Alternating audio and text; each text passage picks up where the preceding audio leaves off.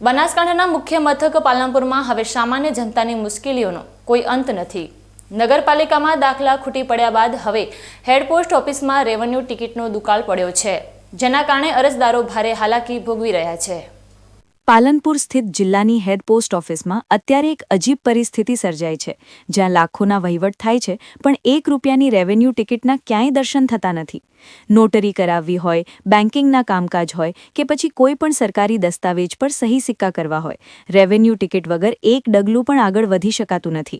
પણ સાહેબ, પોસ્ટ વિભાગના અધિકારીઓને કદાચ જનતાની આ પીડા દેખાતી નથી। છેલ્લા કેટલાય દિવસથી અરજદારો પોસ્ટ ઓફિસના ધક્કા ખાઈ રહ્યા છે અને ત્યાંથી માત્ર એક જ જવાબ મળે છે કે સ્ટોક નથી।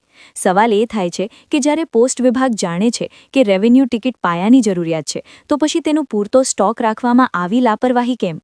શું ₹1ની ટિકિટ મંગાવવા માટે પણ હવે દિલ્હીથી ઓર્ડરની રાહ જોવાની છે? લોકોના મહત્વના કામો અટકી પડ્યા છે અને મજબૂર થઈને પ્રજા નિસ્સાસા નાખી રહી છે, છતાં તંત્ર હજુ પણ ઊંઘમાં હોય તેમ લાગે છે। ડિજિટલ ઇન્ડિયાના યુગમાં જ્યારે નાની એવી રેવન્યુ ટિકિટ માટે લોકોએ આમ તેમ ભટકવું પડે, તે તંત્રની નિષ્ફળતાની ચાડી ખાય છે। જો સત્વરે ટિકિટનો જથ્થો ઉપલબ્ધ કરવામાં નહીં આવે તો લોકોનો રોષ ગમે ત્યારે જ્વાળામુખી બનીને ફાટી શકે છે।